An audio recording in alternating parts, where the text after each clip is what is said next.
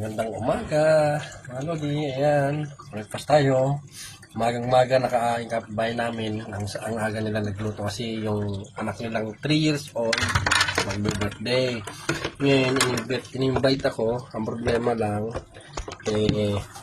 may pasok po ako. Kaya, maaga din nila ako binigyan ng spaghetti. Ayan. Thank you po. Shout out po sa nagbigay at happy 3rd birthday sa baby. Ayan o. Kain po tayo. Ang dami niyang binigay.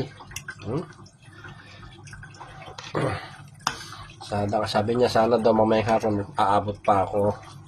Sabi ko hindi ko sure. Ayan. Kapitbahay lang namin. Diyan lang ng kabilang building. Happy birthday, baby. Ayan.